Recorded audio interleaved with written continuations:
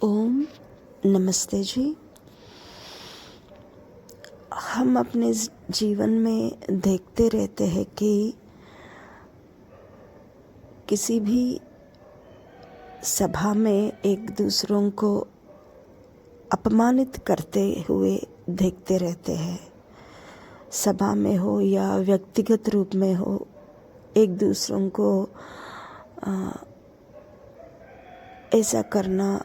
जो सज्जन लोग हैं, जो समाज में परोपकार के कार्य या कोई भी उत्तम कार्य करना चाहे तो दुर्जनों के द्वारा उनको बहुत सारे विघ्न आते रहते हैं। दुर्जन व्यक्ति को ये अच्छा नहीं लगता, उनको हानि दिखता है।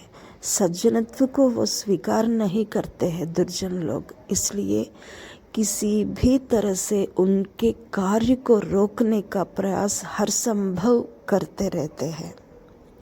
इसके लिए प्रत्यक्ष रूप से उनको अपमानित करते या परोक्ष रूप से करते हैं, या किसी भी बल से, अधिकार पद का बल से या धन का बल से, या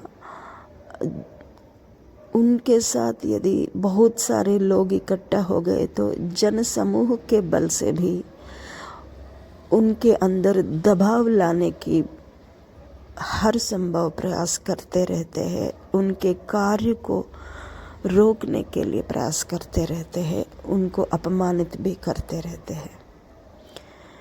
इसी संदर्भ में एक श्लोक बताना चाहती हूँ। अपूज्या यत्र पूज्यन्ते पूज्यानां तु अवमानना त्रीणि तत्र प्रवर्तन्ते दुर्भिक्षं मरणं भयम्।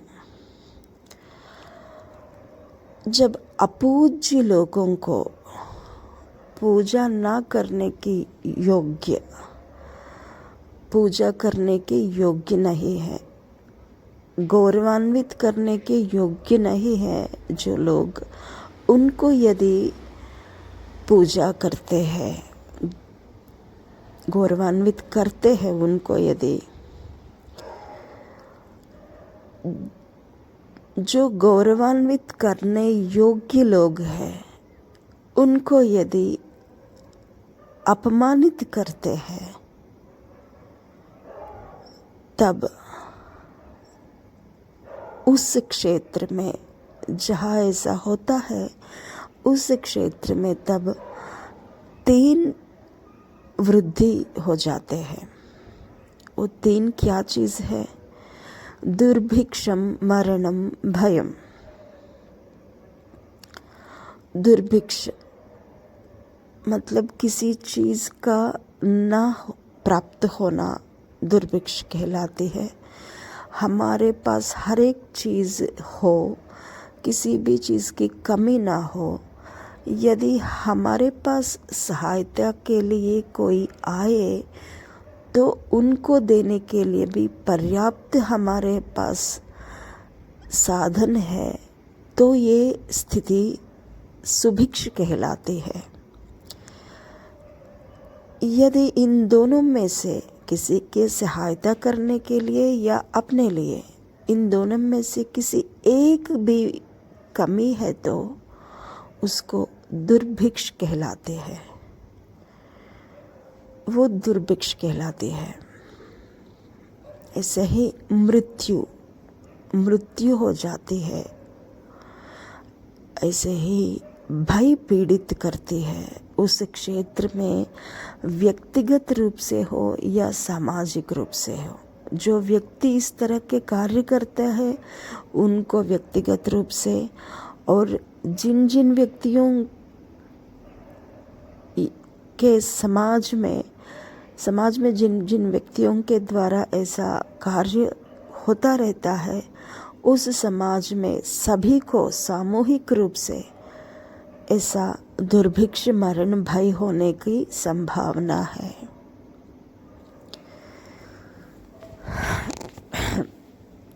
हम कभी कभी सोचते रहते हैं किसी को किसी ने हानि कर दिया, कुछ भी हो, अपमान कर दिया या ऐसा कुछ भी हो जाए, तो तीसरा व्यक्ति सोचता है कि वो उन दोनों के बीच के बात है, हमें क्या लेना देना है,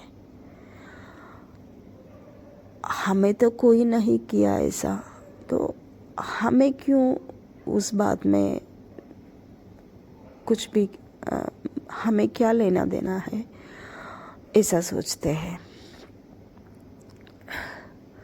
और ये भी डर रहता है कि उनको हानि पहुंच दिया, अगर हम उस बात पे दखलंदाज दिया हो तो हमें भी हानि पहुंच सकते हैं वो दुष्ट लोग, तो क्यों ना हम अपनी भलाई के लिए दूर ही रहे, ऐसा सोचते हैं। लेकिन यह जो परिणाम बताया है, दुर्भिक्ष, मरण और भय, ये केवल व्यक्तिगत रूप से उन दोनों को ही नहीं, बल्कि सामाजिक रूप से, सामूहिक रूप से सभी को झेलना पड़ता है। तो इस तरह के परिस्थितियों का साक्षी बनकर हमें कोरोना लगभग 2 साल तक मृत्यु का तांडव कर दिया। कोरोना हर जगह दुर्भिक्ष देखा है हमने, हर जगह भय देखा है, प्राणों को हाथ में रखकर जिया था हमने। हो सकता है इस कोरोना के कारण कई अन्य कारण भी हो, लेकिन ये भी एक कारण हो सकता है, अन्वेषण करने से पता चलता है। तो इसलिए सामाजिक रूप से, सामूहिक रूप से ये दुर्भिक्ष, मरण और भय ना आए, इसके लिए हमें ये करना उचित है कि जहाँ अपूज्यों को पूजा करते हैं और पूजनीय लोगों को अपमान करते हैं, वहाँ उनको रोकना चाहिए, या हमारे तरफ से ऐसा नहीं करना चाहिए। और जो लोग ऐसा करते हैं उनको भी रोकना यथाशक्ति प्रयत्न करना चाहिए उस स्थिति को रोकने के लिए। तब हम इन तीनों की अवस्था से बच सकते हैं, अन्यथा सामूहिक रूप से सभी को झेलना पड़ता है। इसलिए अपूज्या यत्र पूज्यन्ते पूज्यानां तु अवमानना, त्रीणि तत्र प्रवर्तन्ते, दुर्भिक्षं, मरणं, भयम्। धन्यवाद जी, नमस्ते।